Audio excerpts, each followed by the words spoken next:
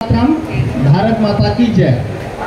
मैं एक्स सूबेदार मेजर, मैं रिटायर्ड सूबेदार मेजर खुशहाल सिंह मैन गढ़वाल से बिलोंग करता हूं और OROP की लड़ाई और सभी प्रकार की विसंगतियों में आप मुझे सुनते रहते हैं और यहाँ पर बहुत ज़्यादा समय नहीं मिलता है।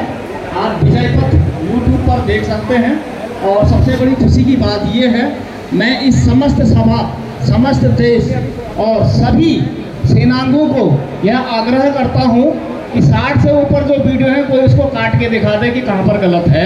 मैं उनका स्वागत करता हूं। जो लोकतांत्रिक तरीके से जो हमें लागू है, जो मांगा है, जो मांगना चाहिए, उसी की बात करते हैं। देखिए साहब, एक बात होती है परिवर्तन। परिवर्तन किसे कहते हैं? परिवर्तन वो है जो आप में जागरूकता के कारण आया। तो सबसे पहले मैं यहाँ पर सभी सम्मानितों का, बार बार इतना बोलने का समय नहीं लग रहा है, सबका स्वागत करता हूँ। वीर नारियां, मुख्य अतिथि जितने भी यहाँ पर आए और बहुत बड़ी सभा में आपने इसको शोभा को बढ़ाया, सभी सम्मानित हैं। शॉर्ट में ज़्यादा विस्तार से बता नहीं पा रहे, धन्यवाद सबका। और खास करके हमारे मुख्य प्रवक्ताओं द्वारा कहने में कोई व्यक्ति यदि छूट गया हो, नाम ना आया हो, वो भी उतने ही सम्मानित हैं। तो परिवर्तन की बात कर रहे थे। परिवर्तन का सबसे पहले मजाक उड़ाई जाती है, जैसे हमारी उड़ाई जाती थी कि छोड़ो यार, ऐसी है, ऐसी करते हैं। उसके बाद स्टेज 2 में उसका विरोध होता है, जबरदस्त विरोध कि ऐसा क्यों हो रहा है। और अंततः जब उसके फायदे नजर आते हैं तो सभी उसे स्वीकार करते हैं। हम भी स्टेज 1 से आगे आकर स्टेज 2 में है, जहां पर हमारा जबरदस्त विरोध हो रहा है। मैं आपको वादे के साथ कहता हूं, उत्तराखंड के कई अखबारों में नाम लेकर गौरव सेनानी एसोसिएशन, उसके प्रवक्ता और voice of ex serviceman society India को मॉनिटर किया जाए। सेना के अखबारों में आदेश सुने होंगे आपने। नाम लेके बता रहा हूं कि ये संगठन विरोधी, किसी वर्ग विशेष विरोधी,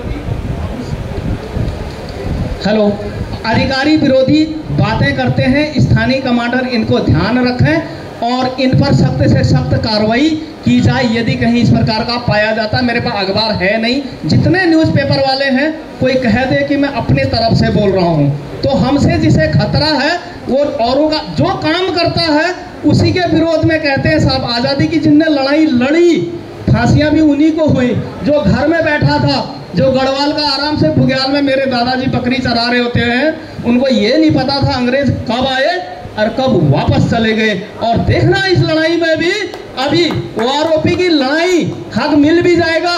कुछ लोग घर से बाहर फिर भी नहीं आएंगे, उनको तब भी पता नहीं चलेगा, उनको कुछ पता नहीं है कौन कब आया, कब गया, किसने लड़ाई लड़ी। ऐसा ही होता है साहब, क्योंकि ये संस्था ऐसी है, महीने के अंत में तनख्वाह या पेंशन कोई कुछ करे या ना करे। सेना में आपने देखा होगा, कोई काम करे ना करे, फर्स्ट क्लास 4 अंडे भी खा लेगा, 6 पूरी खा लेगा आराम से, महीने के लास्ट में तनख्वाह उसको भी तो मिली जानी है।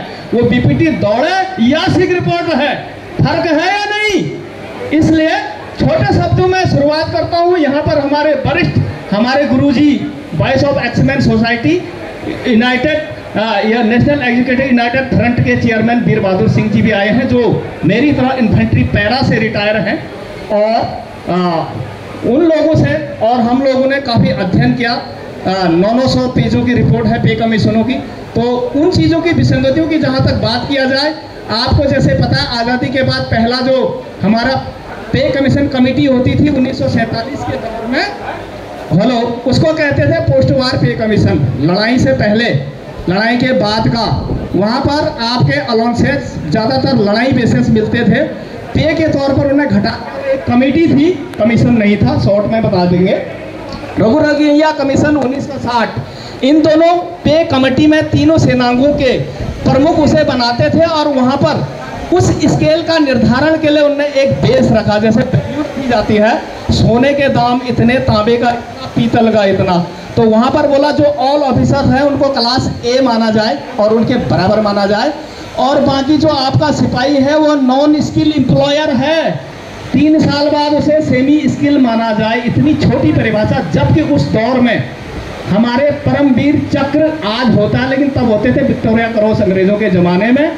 माननीय नायक दरबान सिंह जी, माननीय गब्बर सिंह जी, और अन्य कई लोग विक्टोरिया क्रॉस और अच्छे पदकों से थे। इसका मतलब उन्हें तब भी स्किल थी, वो अपना काम जानते थे, उनमें जज्बा था, लेकिन आंका गलत गया।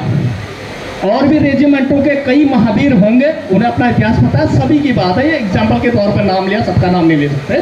और पहली बार 1973 में सीपीसी में हम सबको शामिल किया गया, जो सीसीएस सेंट्रल सिविल सर्विसेज के लिए पहला पे कमीशन में जब हमें 1973 में शामिल किया गया, तो सबको खिचड़ी बनाकर एक ही पतीले में डाल दिया गया। यानी कि उनकी नौकरी होती है 60 साल, हमारी 15-17 एज अकॉर्डिंग रैंक और 24-28 जो भी आप मानते हैं।